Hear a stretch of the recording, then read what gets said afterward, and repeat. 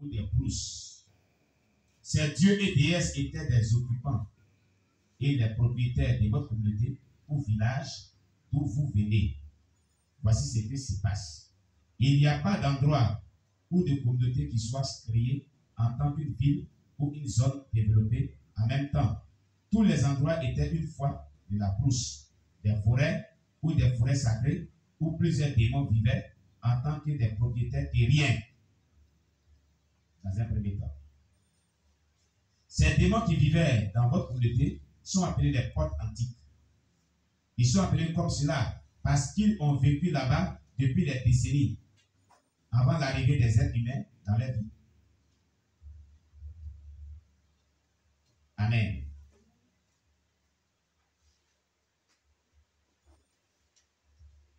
Ce ne sont pas des puissances ou des dieux ancestraux. Elles dépassent les puissances ancestrales et sont plus fortes que eux. Les puissances ancestrales sont des esprits des ancêtres.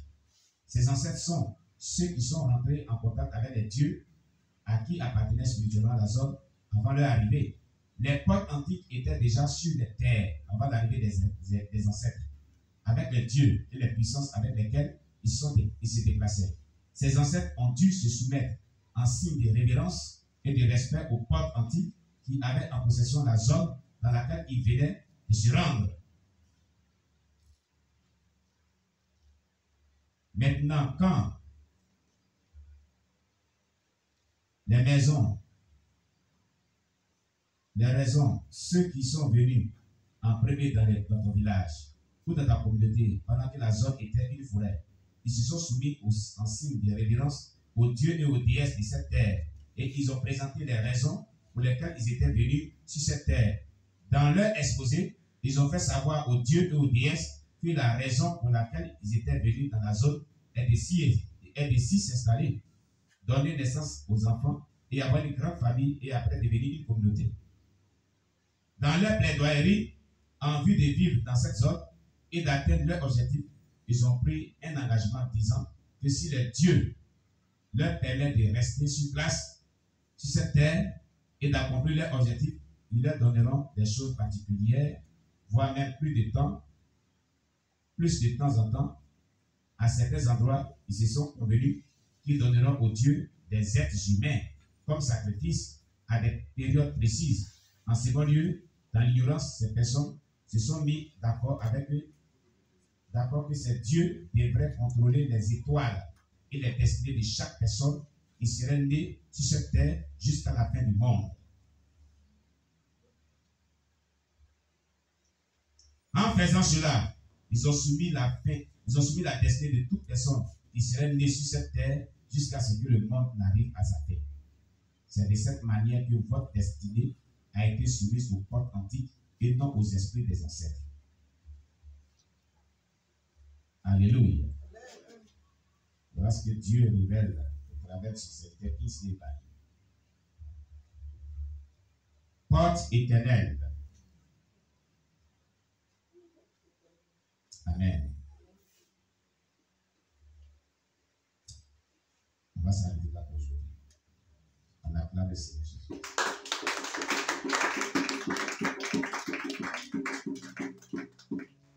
Prochainement, nous venons la suite de ce merveilleux sujet.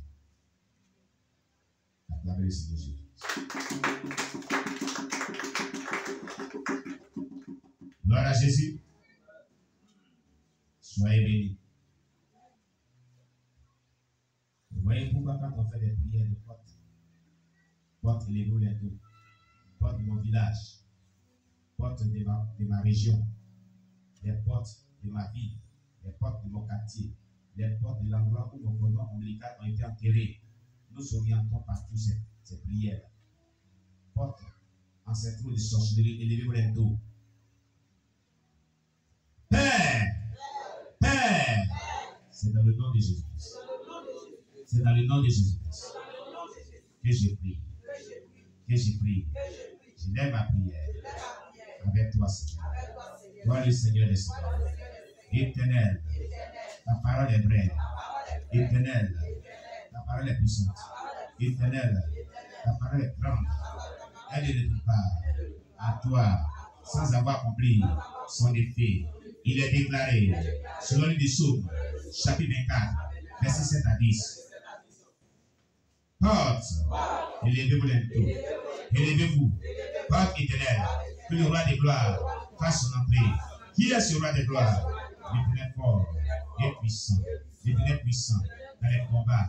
Porte, élevez-vous l'entour, élevez-les, porte éternelle, que le roi de gloire fasse son entrée. Qui donc est ce roi de gloire? L'Éternel des armées. Voilà le roi de gloire. Au nom de Jésus. Éternel, n'es-tu pas Dieu? N'as-tu pas déclaré, selon les Jean, chapitre 14, verset 13 à 14, et tout ce que vous demanderez à mon nom, je le ferai, afin que le Père soit glorifié dans le Fils. Si vous demandez quelque chose à mon nom, je le ferai. C'est pourquoi je te demande au nom de Jésus que les portes et les tours de toute la nation où je vis s'élèvent et que le roi de gloire fasse son entrée. Qui est ce roi de gloire? L'Éternel fort et puissant, l'Éternel puissant dans les combats. Qui donc est ce roi de gloire? L'Éternel des armées. Voilà le roi de gloire au nom de Jésus. Que les portes et les tours de la ville où je réside s'ouvrent et que le roi de gloire fasse son entrée. Qui est ce roi de gloire? L'Éternel fort et puissant, l'Éternel puissant dans les combats. Qui donc est ce roi de gloire? L'Éternel des armées. Voilà le roi de gloire au nom de Jésus. Que les portes et les tours du quartier où je vis s'ouvrent et que le roi de gloire fasse son entrée. Qui est ce roi de gloire? L'Éternel fort et puissant, l'Éternel puissant dans les combats. Qui donc est ce roi de gloire? L'Éternel des armées. Voilà le roi de gloire au nom de Jésus. Que les portes et les tours de ma maison s'ouvrent et que le roi de gloire fasse son entrée. Qui est ce roi de gloire? L'Éternel fort et puissant, l'Éternel puissant dans les combats. Qui donc est ce roi de gloire? L'Éternel des armées. Voilà le roi de gloire au nom de Jésus. Que les portes et les tours de tout mon être entier, de tout mon corps, de tout mon âme, de tout mon esprit, de tout mon cœur s'ouvrent et que le roi de gloire fasse son entrée. Qui est ce roi de gloire? L'Éternel fort et puissant, l'Éternel puissant dans les combats. Qui donc est ce roi de gloire? L'Éternel des armées. Voilà le roi de gloire au nom de Jésus. Que les portes et les tours de mon village maternel, de mon village paternel s'ouvrent et que le roi de gloire fasse son entrée. Qui est ce roi de gloire? L'Éternel fort dans les combats, l'Éternel puissant dans les combats. Qui donc est le roi de gloire? L'Éternel des armées. Voilà le roi de gloire au nom de Jésus. Que les portes et les tours de toutes les forêts sacrées, de toutes les confréries des sociétés, de tous les quartiers généraux sataniques, de tout endroit où s'assemblent les sorciers, le royaume des ténèbres, les loges des mystiques, les loges des francs-maçons, les loges des rosicruciens, le triangle des Bermudes, que les portes et les tours spirituels des cimetières, des tombes s'ouvrent et que le roi des gloires fasse son entrée. Qui est ce roi des gloires? L'Éternel fort et puissant, l'Éternel puissant dans les combats. Qui donc est ce roi des gloires? L'Éternel des armées. Là le roi des gloires. Que les portes et les tours des fleuves, des océans, des lacs, des forêts sacrées, du royaume sous-marin s'ouvrent et que le roi des gloires fasse son entrée. Qui est ce roi des gloires? L'Éternel fort et puissant, l'Éternel puissant dans les combats. Qui donc est ce roi des gloires? L'Éternel des armées. Là le roi des gloires. Maintenant que terre et toutes les portes et les tours sont ouvertes et que tu as pu faire ton entrée et puis tout ce qui est mauvais qui a été fait dans ces différents endroits. Anéantis-les, anéantis-les, anéantis-les. Au nom de Jésus, anéantis-les, anéantis-les, anéantis-les. Au nom de Jésus, pour la délivrance, pour la libération, pour la destinée. Au nom de Jésus, pour la victoire, sur les yeux des ténèbres. Anéantis-les, anéantis-les, détruis-les. Au nom de Jésus, détruis tout esprit méchant, détruis tout contrôle du diable, détruis tout ce qui était fait, comme ma vie, comme ma destinée. Au nom de Jésus, anéantis-les, anéantis-les, anéantis-les. Au nom de Jésus, anéantis-les, anéantis-les, anéantis-les. Au nom de Jésus. Tu es vivant et tu es roi. Ta parole déclare, selon les Marc, chapitre 11, verset 24, tout ce que vous demanderez en priant, croyez que vous l'avez reçu et vous le verrez s'accomplir. Merci de nous avoir exaucés au nom puissant de Jésus-Christ. Amen. On acclame le Seigneur. Veuillez vous asseoir dans le nom de Jésus. Bien-aimé, qu'as-tu retenu, qu'as-tu compris à ce culte de ce dimanche? Sur quoi le Seigneur a attiré ton attention? Qu'est-ce qui t'a beaucoup marqué le cœur? Qu'est-ce qui t'a beaucoup vraiment été vraiment bon pour toi? Quelle leçon que tu tires dans ces messages et dans ce culte de ce jour?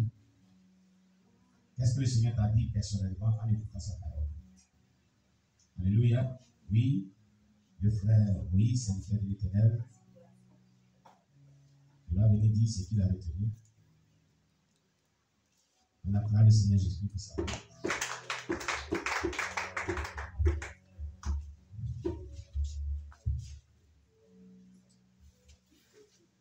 Oui, mais ça. Attends, je vais parler même déjà. Tu dois dire quelque chose aussi déjà. À travers Jésus-Christ. Par rapport à ce que vous avez lu concernant les portes, vous avez dit que ces lieux étaient déjà occupés par des esprits. Et je crois le jeudi dans l'enseignement, on a vu qu'il y avait des esprits qui logeaient sous l'eau un peu partout. Oui. Voilà. Vous dites que la parole de Dieu est juste. Parce que dans le psaume 135, on nous dit que seul Dieu est en mesure d'agir dans les cieux, sur la terre et dans les abîmes. Oui. C'est pourquoi je vais exhorter chacun à s'attacher à Dieu, en fait de l'inviter, comme il est fait dans le psaume 24, à détruire tous ces liens-là, tous ces démons qui nous tiennent. Les lieux, les villages que nos parents ont créés et qui étaient habités par des esprits. Seul Dieu peut nous en débarrasser, comme Kinsey l'a dit dans son document. Donc, il faut vraiment qu'on s'attache à Dieu. C'est ce que Dieu veut. Amen. On acclame Jésus-Christ. Shalom, peuple de Dieu, soyez bénis au nom de Jésus. Amen. Moi, dans le premier message, ce qui m'a beaucoup touché, ce que j'ai beaucoup aimé, c'est vous avez parlé que nous devons tenir notre langue en bride. C'est-à-dire, on doit faire attention à notre langue. Et que notre langue aussi peut nous conduire en enfer.